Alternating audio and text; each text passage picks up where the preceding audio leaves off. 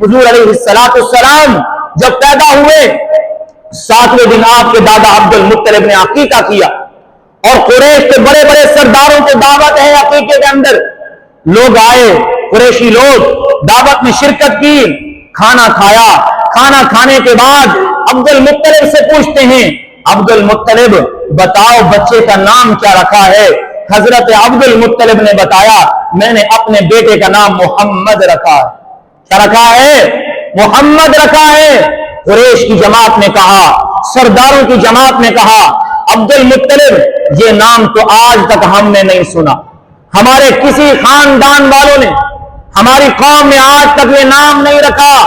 حضرت عبد المطلب نے بتایا، یہ نام میں نے اس لیے رکھا ہے، میں یہ چاہتا ہوں کہ میرا بیٹا ایسا ہو کہ جس کی تعریفیں مشرق کے اندر بھی ہوں، جس کی تعریفیں مغرب کے اندر بھی ہوں، جس کی تعریفیں آسمانوں کے اندر بھی ہوں، جس کی تعریفیں زمین پر بھی ہوں. میں نے اپنے بیٹے کا نام محمد اس لیے رکھا ہے.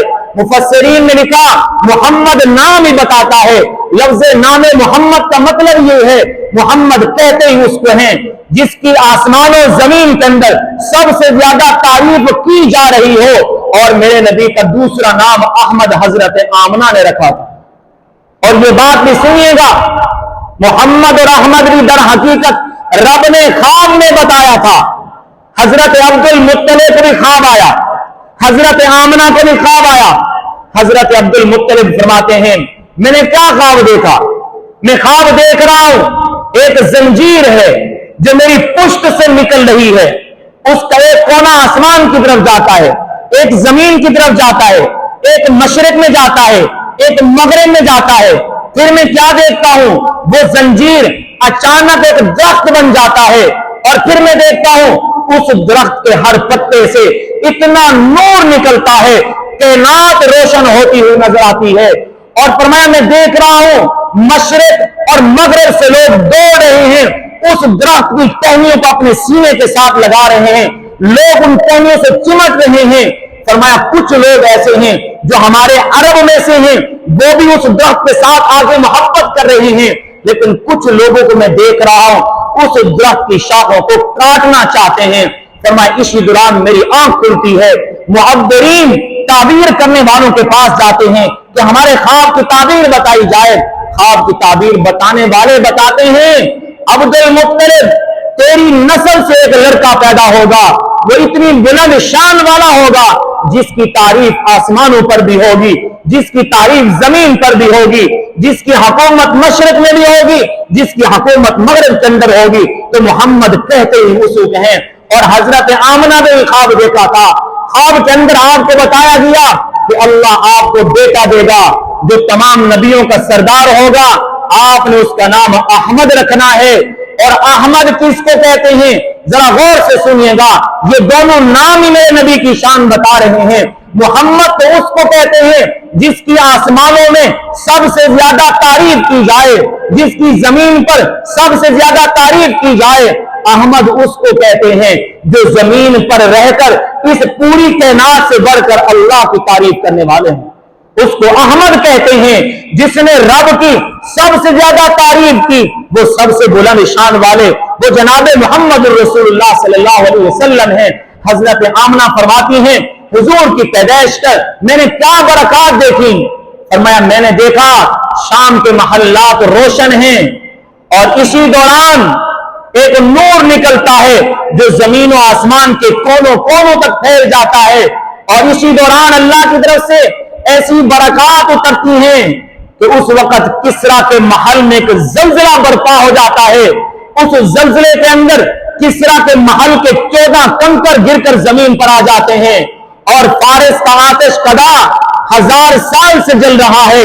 لوگ آگ کی پوجا کر رہے ہیں. میرے نبی کی پیدائش پر وہ 1000 سال سے جلنے والا آتش کدا بجھ جاتا ہے، اور ایک دریائے ساوا جس کا نام ہے وہ خشک ہو جاتا ہے. صبح ہوتی ہے، کسرا جب اپنے محل کے زلزلے کو دیکھتا ہے، کنکروں کو گرا ہوا دیکھتا ہے، پریشانی کے عالم میں باہر نکلتا ہے، دربار لگاتا ہے، وزیروں کو اپنی دربار کے اراکین کو جمع کرتا ہے اور ان سے پوچھتا ہے بتاؤ یہ کیا ماجرا ہو گیا؟ آج کی رات ہمارے محل کے کنکر گر گئے، اسی دوران ایک بندہ خبر لے کر آتا ہے کہ فارس کا آتش کدا بھی بجھ گیا، کسرا کی پریشانی اور بڑھ جاتی ہے، اور ایک معوذان اعلان کرتا ہے دریائے صابہ بھی خشک ہو گیا ہے۔ کہاں کیا مقصد ہے اس بات کا؟ تعبیر پوچھے اس کی، اس وقت کے بڑے عالم عبد المسیح غسانی کے پاس پیغام بھجوایا جاتا ہے، کیا مقصد ہے اس معاملے کا؟ ہمارے محل کے کنکر گر گئے، دریائے صابہ خشک ہو گیا، کیا مسئلہ ہے؟ عبد المسیح غسانی نے کہا اس معاملے کی حقیقت پھر میں نہیں جانتا، میرے ماموں ہیں جو ملک شام کے بڑے عالم ہیں، میں ان کے پاس جاتا ہوں جن کا نام ستی ہے، میں ان سے جا کر اس کی حقیقت پوچھتا ہوں۔ یہ گھوڑے پر سوار ہوتے ہیں، تیز رفتار گھوڑے پر سوار ہو کر ملک شام میں پہنچتے ہیں۔ اس وقت وہ موت کی کشمکش میں تھے، وہ بھی بہت بڑے اس وقت کے عالم تھے۔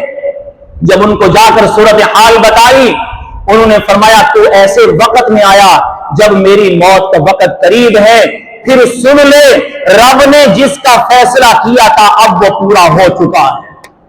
اللہ نے جس کا فیصلہ کیا تھا وہ پورا ہو چکا ہے۔ رب کا فیصلہ کس چیز کا تھا؟ جناب محمد رسول اللہ صلی اللہ علیہ وسلم کو بھیجنے کا تھا، یہی آخری جملے، اور موت ہو گئی، لہذا وہ خبر دے گئے کہ حضور علیہ السلام دنیا کے اندر آ چکے ہیں۔ یہ میرے نبی کے آنے کی برکات ہیں۔ غرض یہ میرے بھائیوں، حضور علیہ السلام کی برکات آسمان و زمین کے درمیان پوری زمین کے کونے کونے پر پھیلی ہیں۔ کیا مجھ سمیت ہم سب اس پر خوشی نہیں ہوگی؟ یقیناً خوشی ہے، یقیناً خوشی ہے۔ پھر ہم پر یہ اعتراض کس چیز کا ہے؟ پھر یہ اعتراض کیوں کیا جاتا ہے کہ حضور کی پیدائش پہ خوشی نہیں ہے؟ خدا کی قسم، کیا انسانوں کو، سمندر کی مچھلیوں کو بھی خوشی ہے میرے نبی کے آنے کی؟ جنگل کے جانوروں کو بھی خوشی ہے میرے نبی کے آنے کی؟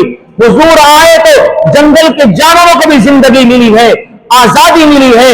حضور علیہ السلام کے آنے سے باپ کو عزت ملی ہے، حضور کے آنے سے ماں کو عزت ملی ہے، حضور کے آنے سے بیٹی کو عزت ملی ہے، حضور کے آنے سے مظلوموں کی مدد کی جا رہی ہے، حضور کے آنے سے حق والوں کو حق دلایا جا رہا ہے۔ تو مجھے بتاؤ اس سے بڑی خوشی کون سی ہے؟ لیکن میں یہ کہنا چاہتا ہوں کہ ہم ربیع الاول کو صرف خوشی کے حوالے سے یاد مت کریں کہ اللہ کے نبی علیہ السلام کی صرف پیدائش ہے، حضور کی رسالت کو بھی یاد کریں، حضور کی ہجرت کو بھی یاد کریں، حضور کی وفات کو بھی یاد کریں۔ سورۃ الجمعہ کے اندر اللہ نے بتایا هو الذی بعث فی الامین رسولا منہم یتلو علیہم آیاتہ ویزکیہم ویعلمہم الکتاب والحکمہ۔ قرآن کی اس آیت نے میرے نبی کے دنیا کے اندر آنے کا مقصد بتایا ہے۔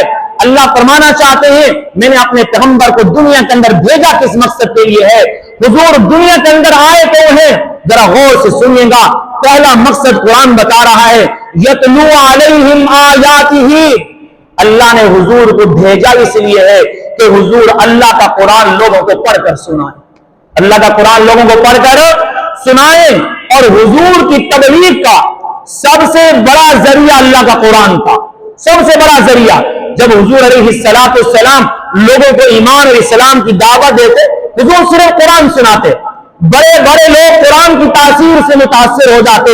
یہ حضور کا دنیا کے اندر آنے کا مقصد تھا۔ اس مقصد کے تحت مجھے رات کو یہی سبق ملا کہ حضور نے ساری زندگی قرآن پڑھا۔ اے حضور سے محبت کرنے والوں، اے حضور کو ماننے والوں، اے حضور کی پیدائش پہ خوشیاں منانے والوں، قرآن کو اپنے سینے سے لگاؤ۔ کس سے لگاؤ؟ سینے سے لگاؤ۔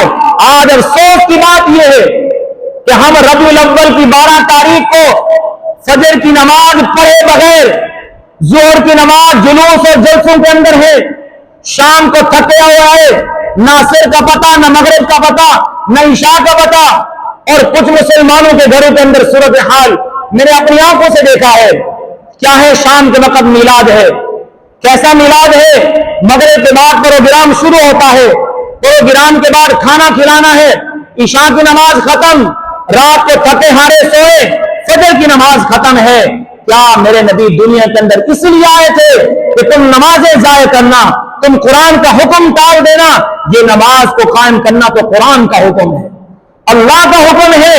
اگر حضور کی پیدائش پہ خوشی ہے تو خوشی کا مقصد یہ ہے کہ حضور نے قرآن کو پڑھا ہے، تم بھی قرآن کو پڑھو۔ حضور نے قرآن کو سینے سے لگایا ہے، تم بھی قرآن کو سینے سے لگاؤ۔ قل ان کنتم تحبون اللہ فاتبعونی یحببکم اللہ۔ اللہ فرماتے ہیں میرے محبوب پیغمبر بتا دو اپنی امت کو، پیغام دے دو اپنی امت کو، اگر تم یہ چاہتے ہو کہ تم رب کے محبوب بن جاؤ، اللہ تمہیں اپنا محبوب بنا لے، میرا محبوب بننے سے پہلے بتاؤ فاتبعونی، پہلے میرے راستے کی پیروی کرو، میرے راستے کی پیروی کرو۔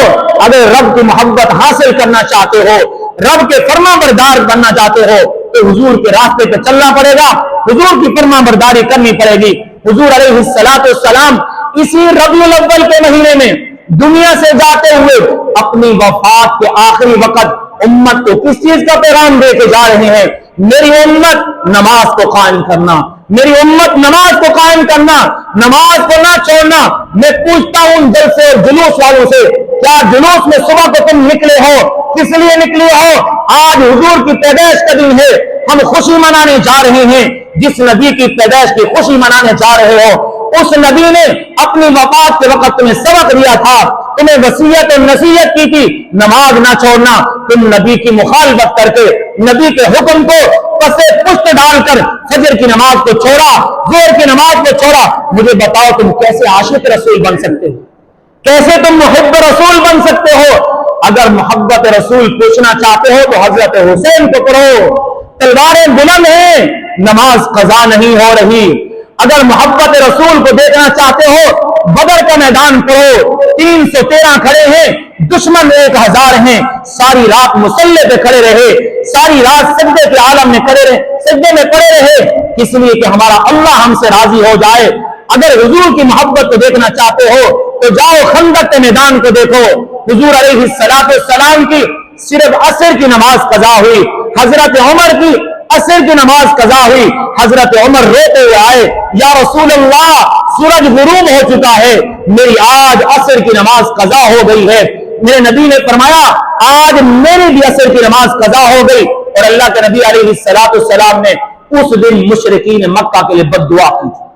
آپ جانتے حضور کسی کے لیے بد دعا نہیں فرماتے تھے، حضور نے بد دعا کیوں فرمائی؟ کہ آج مشرکین کی وجہ سے حضور کی عصر کی نماز قضا ہو گئی۔ آپ نے سورج کے غروب ہو جانے کے بعد پہلے عصر کی نماز کو پڑھا، پھر مغرب کی نماز کو پڑھا۔ یہ تو تلواریں بلند ہیں، ہر طرف سے دشمن ہیں، اور غزوہ خندق کے موقع پہ سخت سردی کا موسم ہے، پانی بہت زیادہ ٹھنڈا ہے، تلواریں بلند ہیں، لیکن نماز قضا نہیں ہو رہی۔ آج حضور سے محبت کرنے والا کیسا ہے؟ ساری سہولیات میسر ہیں، ہر سہولت کے ہونے کے باوجود صرف جھوٹی زبان سے یہ جھوٹا دعویٰ کر کے کہتا ہے مجھے حضور سے محبت ہے، نماز کو چھوڑ دیتا ہے۔ جھوٹی زبان سے جھوٹا دعویٰ کر کے کہتا ہے مجھے حضور سے محبت ہے، لوگوں کے حق کھا جاتا ہے، لوگوں کو دھکے دیتا ہے، ماں باپ سے بدسلوکی کرتا ہے، جھوٹی محبت کا دعویٰ کر رہا ہے، لوگوں کو ذلیل کرتا ہے، لوگوں پر الزام تراشاں کرتا ہے۔ میرے بھائیوں، میرے نبی کا یہ طریقہ نہیں تھا، یہ طریقہ نہیں تھا۔